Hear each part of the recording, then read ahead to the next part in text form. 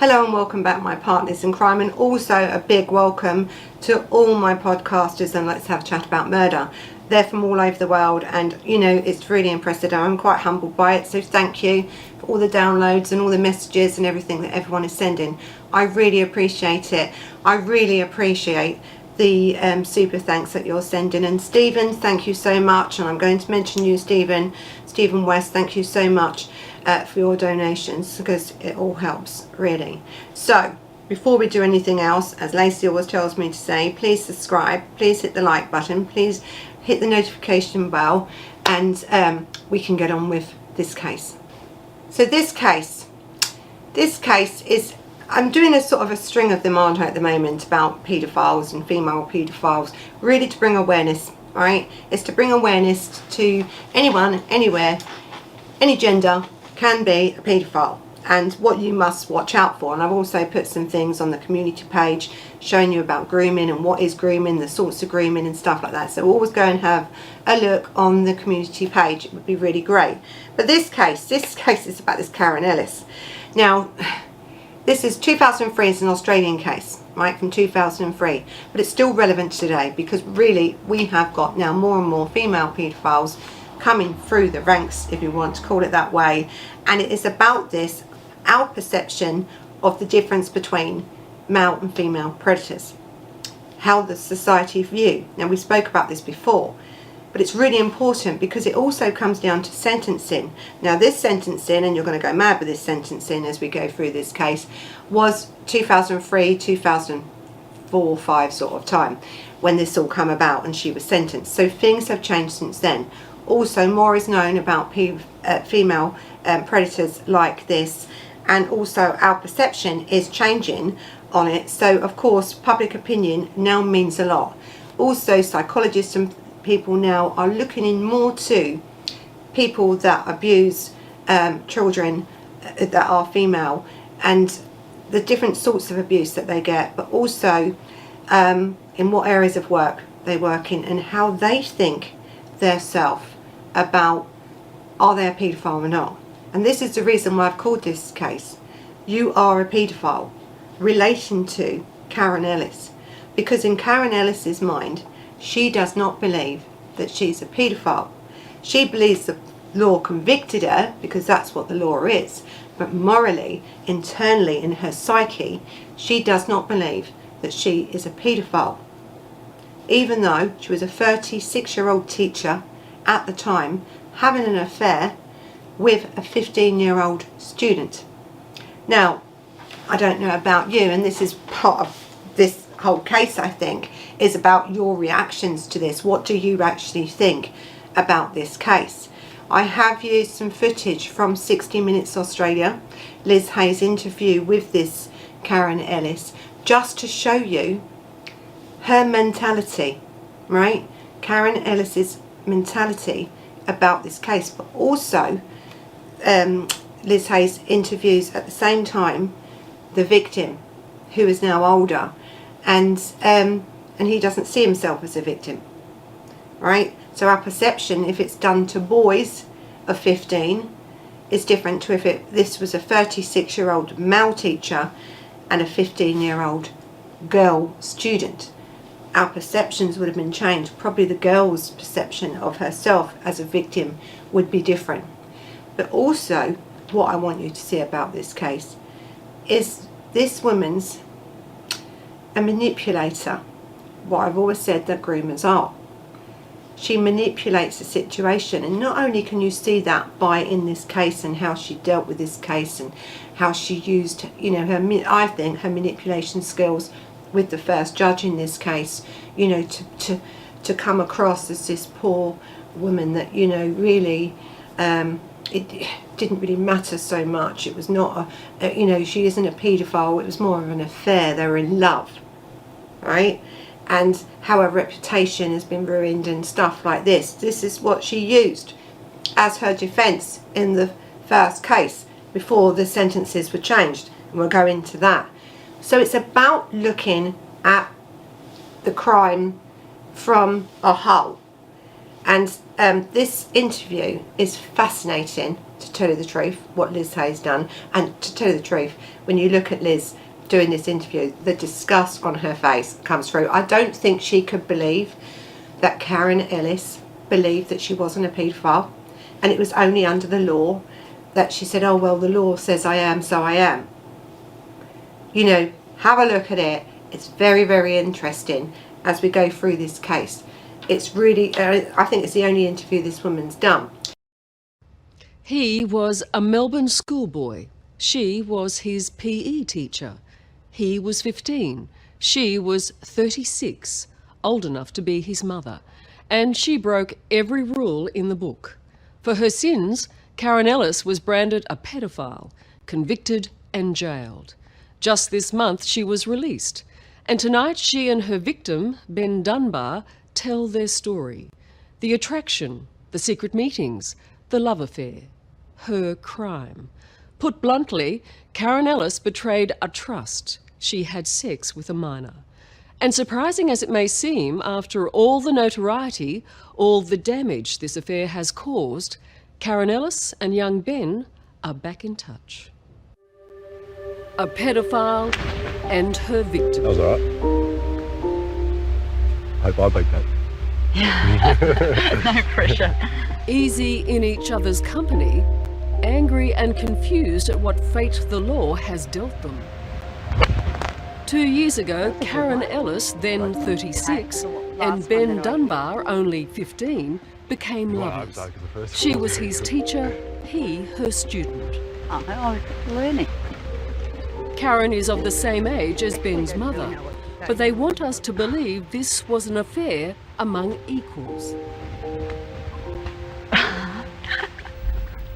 Ben knew what he was doing. I knew what I was doing. I mean, I'm not making excuses at all. It was wrong. What I did was wrong. Look, if I could take it all back, honestly, I would. I mean, the nightmare I've lived for 2 years is I've lost my job, I've lost my marriage, I've been to prison. I remember... You came out of prison a paedophile. I did come out a paedophile. I mean, I don't think I am, but the law says I am. You are a paedophile. That's a fact. That's the law. That is the law, and that's the truth. Maybe it is, isn't it? What do I say to that? You know? Explain to me why you think you're not a paedophile. Because I don't think I pursued young boys. Ben was a one-off situation. I've taught for 15 years. Never in that time have I had any incident. I don't look at young boys as if, well, that's who, you know, I want to sleep with them. You don't believe you're a predator? No.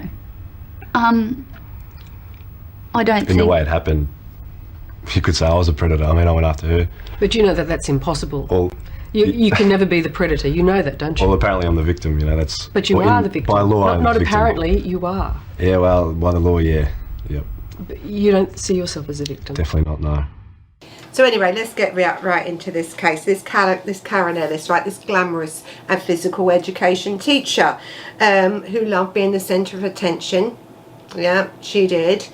Not surprisingly, because she was quite pretty and, you know, outgoing and wanted this attention, a lot of the boys in them classes had, you know, crushes, schoolboy crushes on her, as they do with many teachers, right? This is nothing new. Boys do this, and so do girls. They have crushes on their teachers. But a decent teacher, a teacher with any morals, with any self-respect, not only for themselves but that child, would nip that in the bud straight away, right? That would have been stopped straight away, because you cannot ever, when you have this duty over a child, to cross over that boundary. But you see, this Karan Ellis didn't have any boundaries. She wanted any attention, and it didn't matter who it was from. So one day, right, I think it was September 2003, she bumps into this 15-year-old student. Now, they was in the school gym, and they were playing a game of basketball, and he shouts out to her, "If I can sink this ball, you have to kiss me." So that's quite strange for a 15-year-old boy anyway, in a school area, to stay to a school teacher who they would have any respect for, to tell you the truth. Because most 15-year-old boys, whether they had a crush on that teacher, wouldn't dare say that. But he did. So I think this maybe not have been the first incident, really, but they're saying what it is. So then she said, and this is what he said to Ellis, then she said to him, okay. So, and she did kiss him.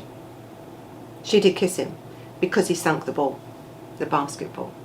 So now the line has already been stepped over. At that point, that was it. You're talking about a 15-year-old, hormones raging, you know, at this age.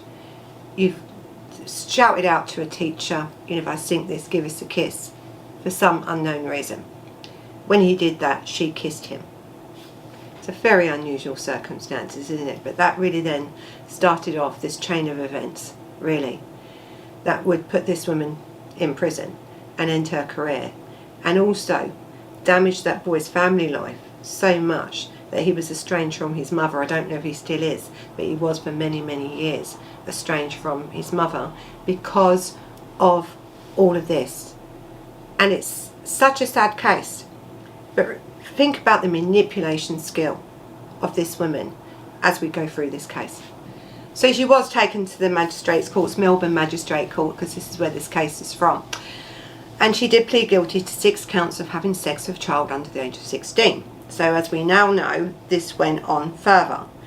But when you look at the brief of evidence that was there, that was given to the court, revealed Ellis had sex with this boy 6 times from October to November. Ellis was a teacher at the school in Melbourne. Doesn't say the name. Doesn't really matter because she's not there anymore, and she wasn't there after this, in the northern suburbs. So again, this is quite a wealthy suburb, the northern suburbs. You know, it's a good suburb.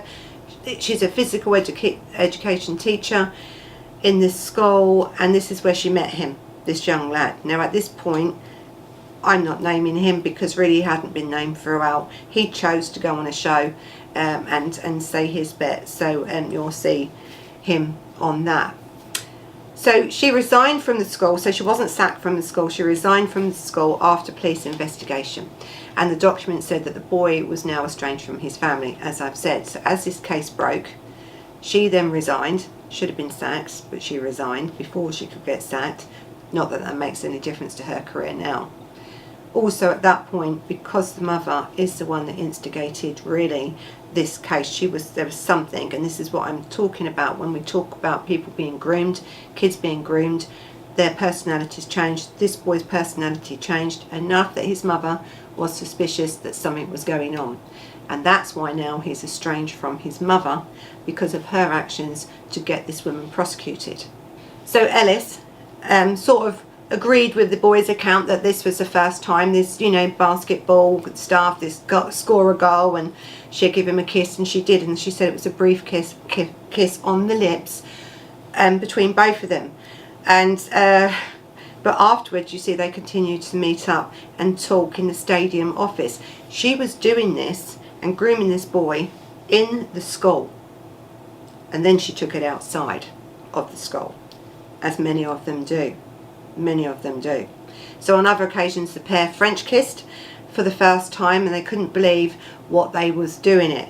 The boy told the police he couldn't believe that this teacher, this 36-year-old woman, was kissing him, French kissing, the full works, you know, tongue and all probably was going in there, to arouse this boy, to get this boy, you know, because that's what she is. She's a groomer at this stage. She's grooming this boy now, and he couldn't believe it was happening. As far as he's concerned, it's like, woohoo, you know, but it's still not right, is it? Can you see what I mean? She is in the wrong totally. This woman is in the wrong, and this woman now is becoming, or is actually, even at the point of encouraging that boy to kiss or saying yes to that boy, a paedophile. They think it was the 10th of October of that year that the pair had sex the first time in the master bedroom of Ellis's home. they had sex another 4 or 5 times until the 24th of November. This is what they're stating, right? The mother of 3, because she was a mother of 3, she initially denied the affair to police, saying that it didn't want to get the boy into trouble. So now she's trying to use the boy to say, I can't say anything because I don't want to get the boy into trouble, right? But also denying that she had had sexual intercourse with this underage child who was, you know, a student at the school where she taught. She knew what she had done was wrong and trying to use this boy to get out of it. But you see, the boy he said no, we had sex, because he was quite proud of it. You know, 15-year-old, hormones raging. Yeah, we've had sex. It was consensual. Oh, what a downfall that would have been for her, because she would have done everything to not have that boy say them words now that really make her a paedophile and make her liable under the law, right? Because this boy has now admitted it. You see, you can't give consent at 15 to have sex with an adult. It's unlawful to do that. So he could have said yes, yes, yes, all he wanted, right? He could have laid there naked. But if she had touched him, and she did, she's liable. But I think this women's manipulation skills went even further than that, right? This was their chance, wasn't it, to have sex, and she had had this sex with this boy. But what she'd also done was recorded the phone records that she'd sent him, and I think she'd sent them via text messages and other messages that then told him to delete it. So I think there was 499 times between October and January that she had called him, and I think she went under a pseudonym name. I think it was Tom or something like that, meant to be a mate. So the deceit was there. Hide, don't tell anyone. You see how the grooming process is now coming along. This boy thinks he's in love and everything else. She knows this is wrong because she's using a different name to contact him under. She's contacted him 499 times between October and January. Extensive, really. You know, pushing this manipulation, pushing this grooming because I want to get you where I want you. Oh, and really, she did that. She also called him 50 times, spending almost 3.5 hours on the phone, and had received 123 voicemail messages from him. Documents showed that there had been contact between the boy and Ellis even after the police investigation. This is how much this woman didn't recognise the law. This is it. This is this woman all over for you. She didn't recognise the law because she knew what she was, and even after that they's been investigated and she knew they's been investigated, she continued contact with this young lad. Now, as we go through and we talk about then in later when it comes out about what the psychologists and things say about women predators, this is not much different from what they normally do. And to tell you the truth, her faults of not being a paedophile are the same faults as a male paedophile has. They know it's wrong under the law, but morally, internally in their psyche, they don't believe it's wrong at all. They actually believe what they're doing is okay, really. And this is the same mentality. Her mentality is no different from a male paedophile at all. This is actually quite normal when we're talking about the thoughts and feelings and how the reactions and how they act within this area of paedophilia, really. That's normally how they feel about it. So really, let's now talk, shall we, on how this woman was caught, this paedophile was caught, this woman that doesn't believe that she's a paedophile. So in the mother is a statement to the police. It states that she really believed that her son's personality was changing. She could sort of see his behaviour was different, and she knew something was going on. She didn't know what it was, but she knew something by this change in behaviour. She said her son had become defensive, and when she asked where he had been and where he was going, and why he began to shower more, when he come home from school, she was concerned because, listen, let's be honest, 15-year-old teenagers don't get in the shower that often, really. You you're usually pushing him, aren't you? And I think the changes in this boy, in them sort of things, she was worried that something was going on, and she was right. So she became really suspicious and telephoned to school to find out why her son had got into Ellis's car, because she'd seen this, you know, after school. I think someone, or she had seen herself, of this boy getting into the car. Now the documents revealed that Ellis was not registered to teach on that day. So not only was she now picking this boy up from school and they was going off to do what they was doing, you know, it's quite shocking really, the behaviour of this woman and the extent and how fast really this person was groomed. And he was groomed. He may not have thought so himself at the time, but he was. Now the thing is with groomers, when they're grooming you, it can take a short or a long time. It depends on your personality and the personality of the child, that sort of thing. But this was quite quick, you know, really. So the next day the boy's mother took his mobile phone in secretly, and she drove to a neighbour's house so that the boy couldn't find them.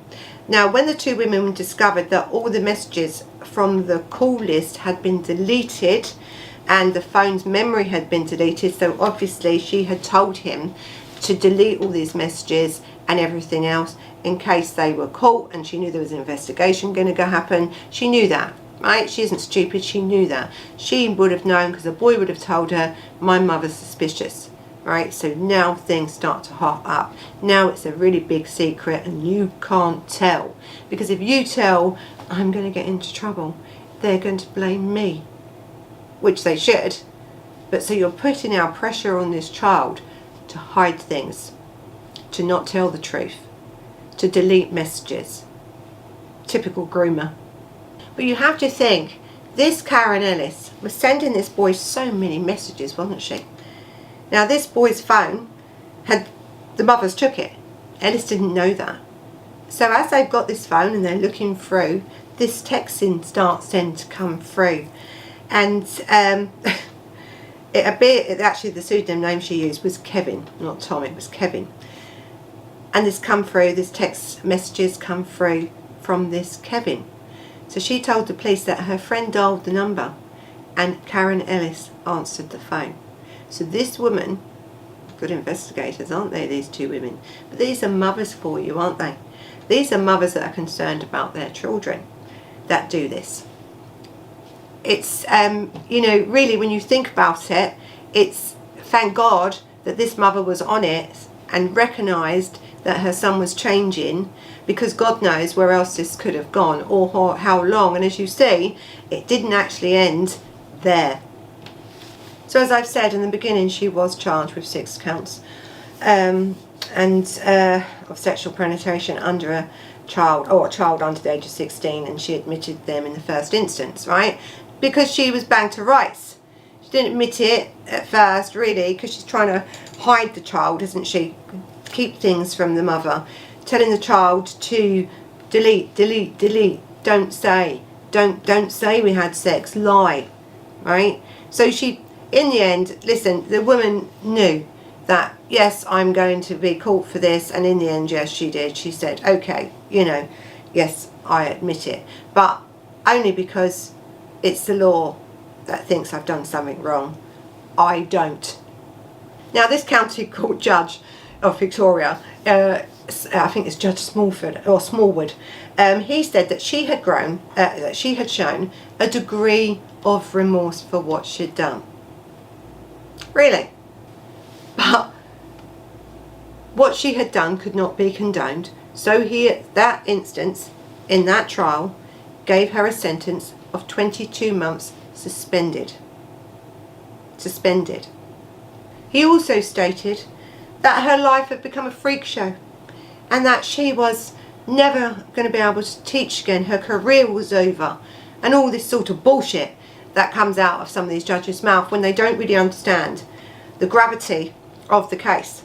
Well, I tell you now, right? Society went mad at this. They couldn't believe it, because you are talking about, not only is she a paedophile, but she was a teacher in the school where this child, a 15-year-old, which was under the age to give consent to any sexual acts, at all with under this laws or any laws in Australia or this country and stuff. This was really important that this judge should have done more at that point than he did. And this is where then sort of the shit hit the fan, really. I think people said, hang on a minute, right? We send our kids to school not believing that they are going to be groomed, sexually assaulted, molested by paedophiles, male or female. And so really, this should have been the time in 2003, 2004, 2005, when really people were pushing for bigger sentences for these sort of predators, because they do affect children's lives all the way through their life. The acts that they do now will affect these children later on. This boy at that point, and for many years, and I don't know if he still is, estranged from his family because of what his mother did to try and save him from a paedophile. He had no family. He also left school. He left school and then went to work. He didn't continue on with his education. That would have been different maybe if he had not been abused by this woman. This whole life of this boy was changed from that one kiss on that basketball court in his school, where he should have been safe from predators. That changed his life. Yes, it changed her life, but she was a paedophile. Who cares, right? She should never be allowed near teachers, near students.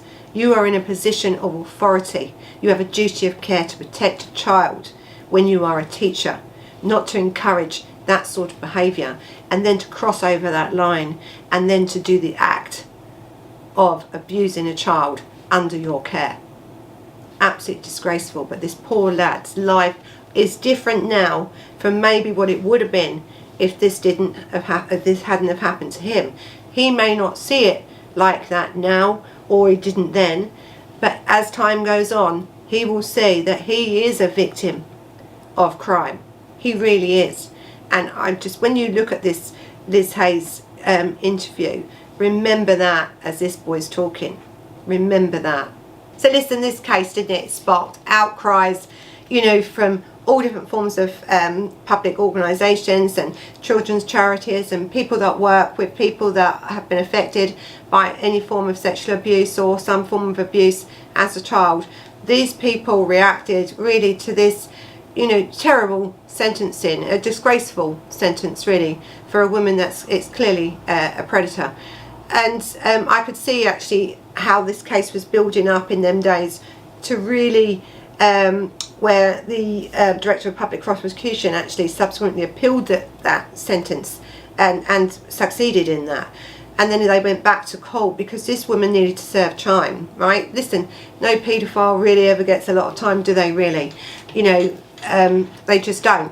When we think about what they should get and what they actually get is usually madness, right? We think it's madness as normal everyday people of what should happen to these paedophiles, and they just don't get it. It does hit home, but when you're giving someone a suspended sentence or a suspended jail term of 22 months and not have to spend a day in prison, what do you think the public is going to react like?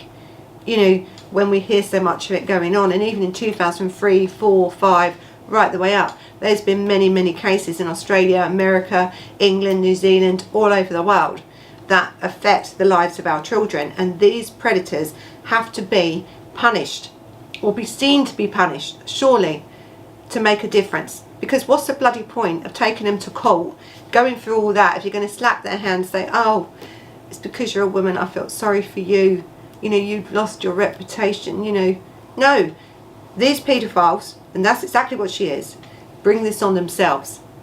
They do.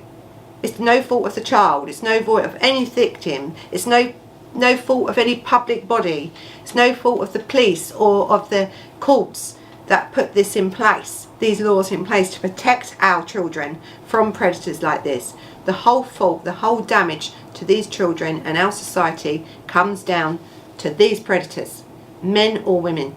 That's who it comes down to.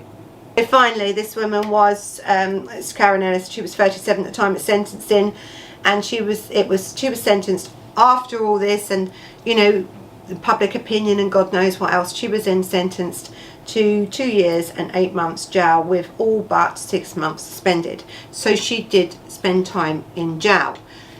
And, you know, she didn't like it. Doesn't want to be known as paedophile. She doesn't like it. You know, me. Sorry, you know, but I don't see myself as a paedophile. I don't. It was a relationship. The law says I'm a paedophile, so I'm a paedophile. That's been her attitude all along. Let me tell you, why I think she's such a manipulator. I found an article in the newspaper from her husband who'd done a story in the newspaper, because she was married, don't forget, a married woman with 3 children at this point when she was having an affair with a 15-year-old boy. And in that article, he states that it was his fault, right? Because he neglected her, because he was either at work or away on work. And that was in the first sort of trial this was coming out. By the second trial, by the public opinion, by when this man probably thought about what he was saying, really, you know, how he was making himself bloody look bloody stupid, right? But he was manipulated as much by her as this 15-year-old was, right? For him to come out and say that sort of statement about why he felt she'd done it is because of him, his neglect towards her.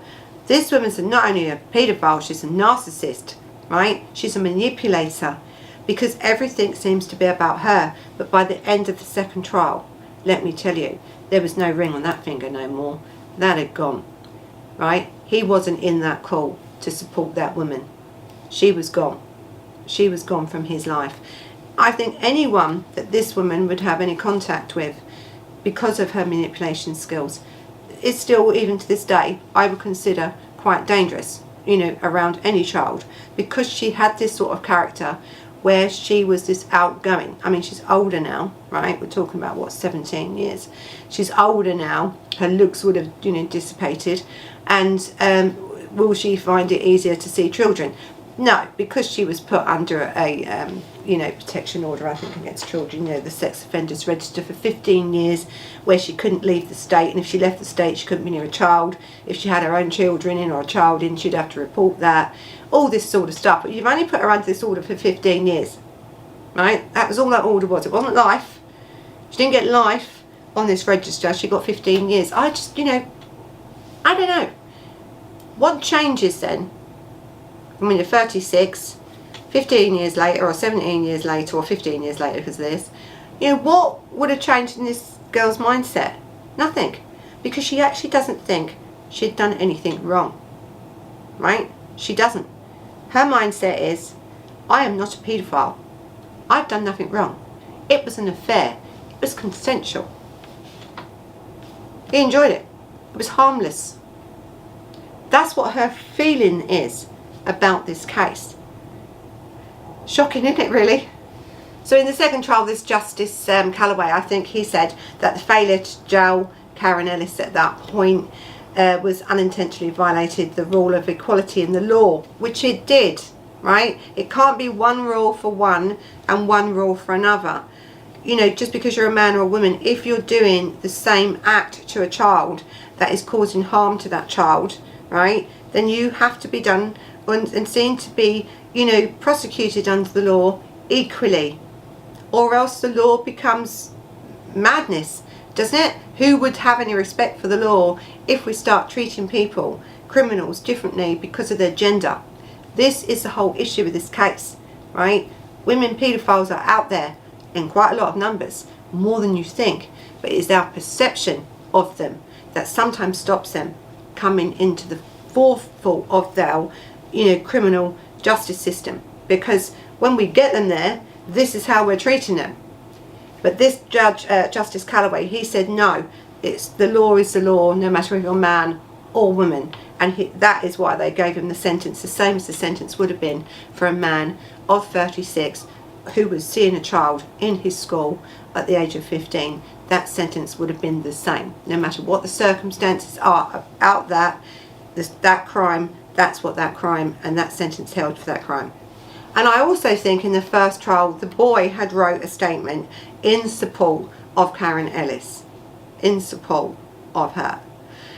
And that's why she probably wasn't jailed at that point as well. There was a lot of circumstances around that court case, that first one, that magistrate's court, that first one where, and I don't think he was there, but I think after that, on the second one, yeah, when she was led out of the court in handcuffs to serve her sentence, taken down to serve her sentence, that boy wasn't there at that hearing then. I think by this stage people are growing up, aren't they, really? Now, at that time when all these statements were being made and these court cases were coming out, the appeals and stuff to up her sentence was coming out, the mother said that she had lost her son. As I said earlier, she had lost her son due to this. Not through the, indirect, I think, because the woman wanted her son kept safe, the mother, and you had a predator that wanted to use and abuse her son. And the manipulation of Karan Ellis over her victim outweighed the love, care and respect he had for his mother. That's how strong sometimes this grooming process can be, where the child will go against you as a mother because you're trying to say to them what's happening is wrong, right? These people need to get prosecuted, but they have such a hold over this person, and they even have a hold after this person even after she was being investigated and even after she had served her time in jail. They still had a relationship of some form. Whether it was sexual or not is unclear. I don't think it was, or if it was, they wasn't saying, but there was some relationship there after, and you can see that from the interview in 60 Minutes Australia interview, which I will put the link in full for you to watch. So you have people like this Braveheart organisation, and that's for abusive victims, right? They support abusive victims, and they was quite pleased that she has actually served sentence and they feel that justice was served. It showed that this sort of thing happens and that it's not tolerated. You also had similar reactions, I think, from Gail McHardy, the president of the parents in Victoria, and he said it sends a powerful message that either gender, female or male paedophiles are subject to these laws and in the end will be caught and prosecuted equally, no matter what their gender is. There was an article, I think it was Dr. Joe Sullivan, who told the ABC when they was overlooking this case and other cases, and when he was talking about leading forensic psychologist, and he's got, I think, more than 20 years counselling service actually, child victims, so he's seen and heard a lot. And he would have also attended lots of different conferences, and he attended a conference in this instant because of this female predator, really, and how I think it was handled, this case, and what the changes that can be made later on, using experiences from people who have been sexually abused to show that, by females and males, that it does happen, and what we should expect as the public in our courts to deliver, right, on the sentencing and on the evidence that comes through with these sort of cases. So he's really good, this bloke, and he's come out with quite a lot of things. So he said that at this conference, his belief is that female abusers were far greater than the conviction rate suggests, which I've been saying for absolutely many years. We are seeing more and more now, but we're still not seeing all of them. They're still under that surface, aren't they? They just don't raise their head enough for us to be aware of what's really going on. And I think he's just said, like what I've just said, but it's that when they're more prevalent than you think. People just don't seem to think it, and it's so shocking when we do these cases, because you can see the reactions to them, you can see the people's comments on them in shock and horror. But really, it is quite normal. It really is. And I know that sounds bad to say, but there is so many now of them cases that are coming out. There's not now, I suppose, difference in it to me when I see a paedophile that's a female where maybe a few years ago I would have been shocked. Oh, you know, I'm no longer shocked. So he's sort of saying as well that the research showed that offenders could reach as high as 25%, but overall conviction rates for women were only about 3 or 4%. Possible reason would be for the discrepancy would be the relevance to report abuse by a woman. So we have victims like this one in this case that don't see himself at present as a victim, or he didn't at that time. So it isn't till much later on as they grow up and they realise, hang on a minute, I was groomed, she is a paedophile. Do you see what I mean? But also what he also states now about what, you know, the documents and you know, the researchers showed is that men or women that are abused by women as children don't report it, whether they're ashamed of that. I mean, there's a lot of people that are abused that don't report it at all ever for their own reasons, and that goes the same with if you're abused by a woman. There seems to be, am I going to be believed because of our perception about what a woman is? You know, are they going to believe me? You know, this is my mother, this is my auntie, this is my teacher. Are they going to believe me because she's a woman? You know, she's probably a mother herself, family woman. Listen, it happens.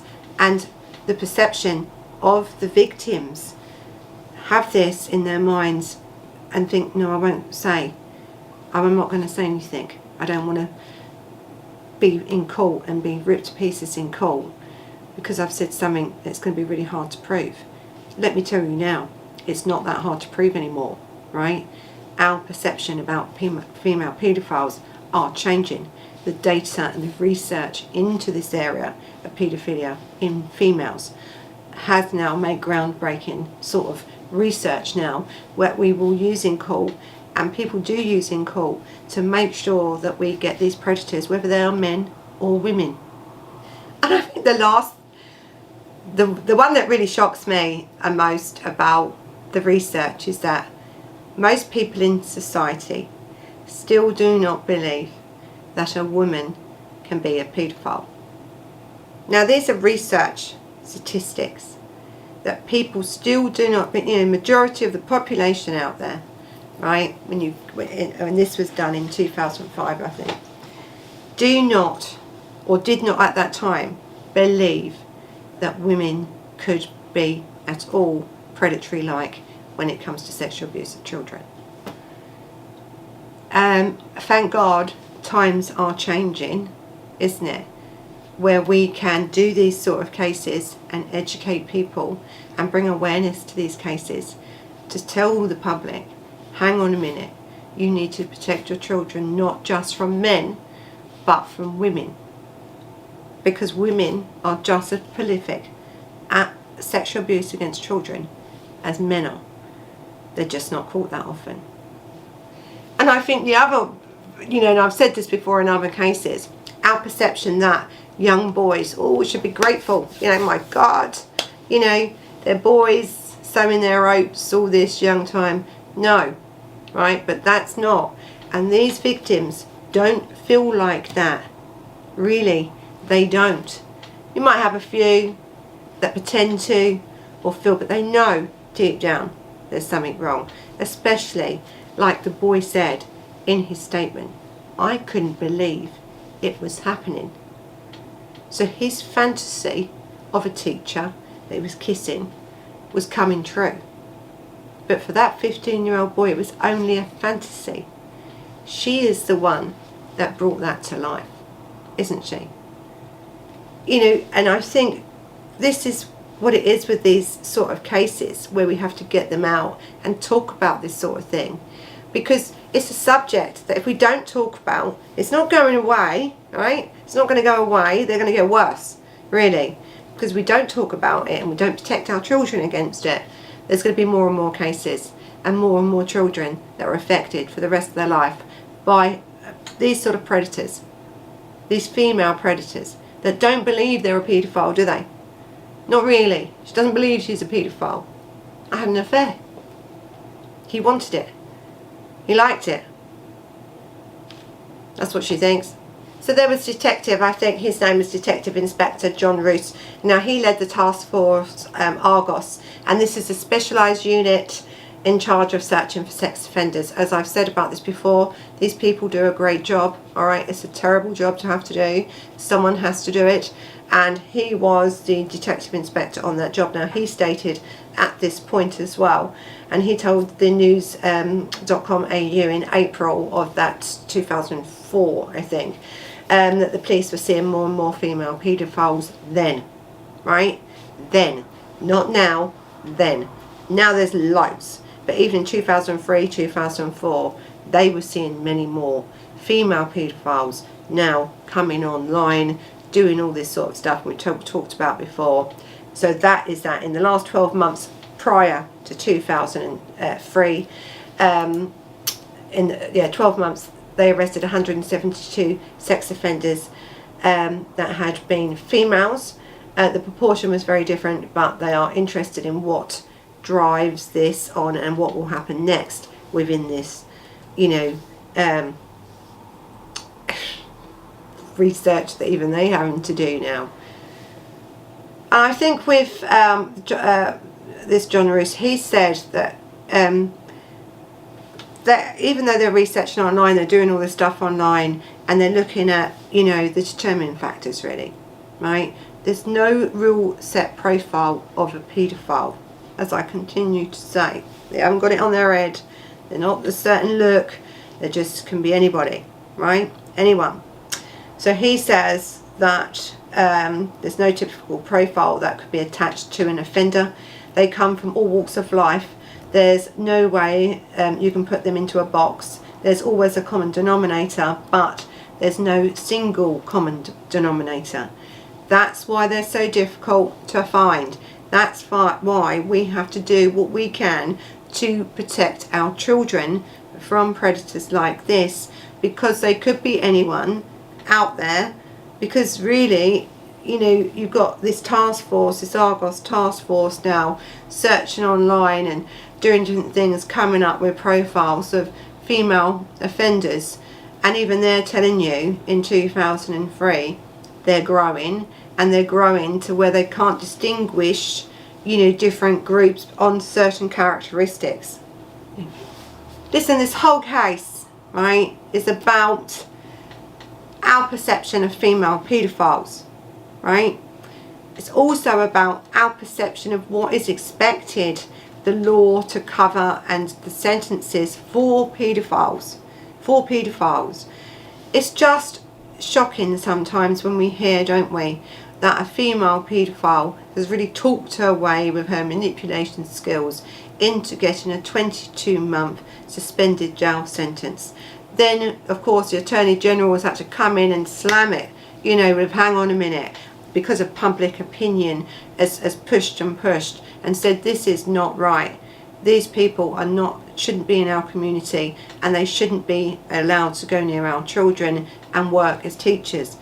Most of these cases that I have done in this sort of couple of weeks period, where we've looked at either cybercrime against minors or offences against minors, whether that be murders, starvation, manslaughters, or sexual offences against children, it comes down, doesn't it, to none of us really are satisfied with how the court are handling these cases. Apart from America, I must say, right?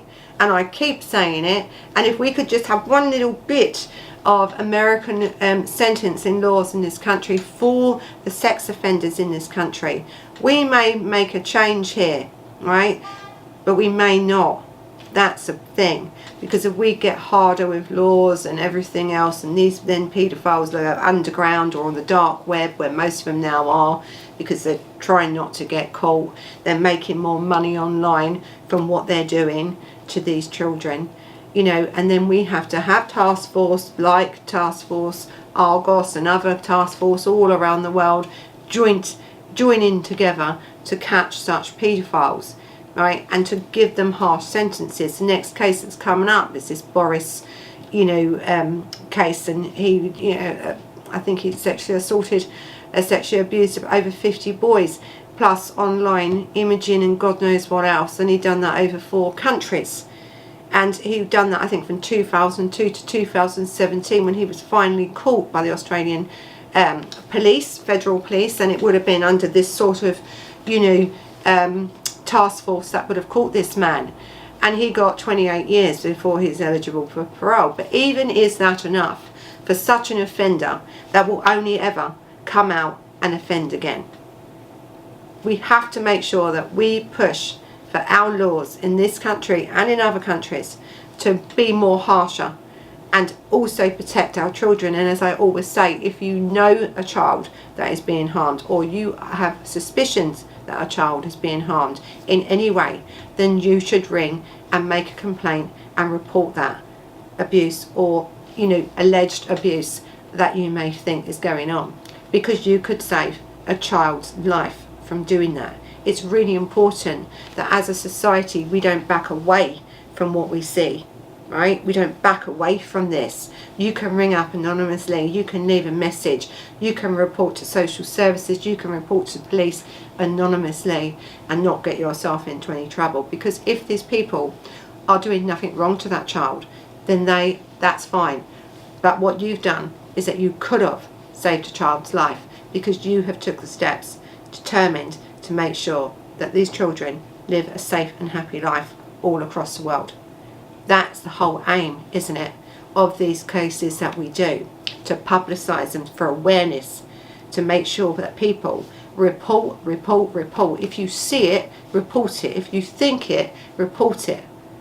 Save a child's life is much easier than closing your door, closing your curtains, and not thinking about that child, right? And then finding out 2 weeks later that that child is dead.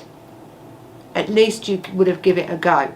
Now, listen, as we know, in all our societies, and especially in England, we have children dropping through, the net all the time, don't we? We try and support and say and do these sort of things and push these cases out to make a difference with child, to keep a child safe. And they fall through the net all the time because of our public services are, in the gutter at the moment. We have social services that don't use their powers enough to what the law gives them to use. And we also have paedophiles out there like this woman that don't give a shit about the law or about your children.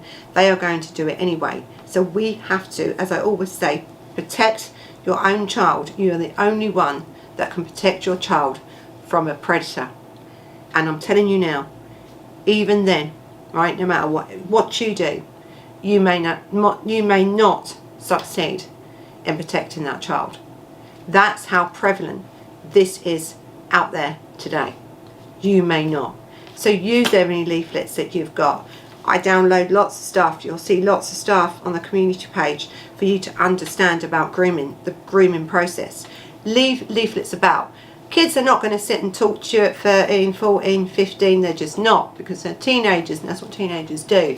If you leave that stuff lying around, they will pick it up. They do talk amongst themselves. They do understand now the dangers of online.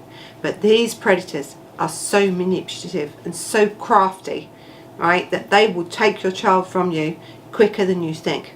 So please always be aware of that there are predators like this everywhere. So listen, thank you for watching, and until the next time, bye bye.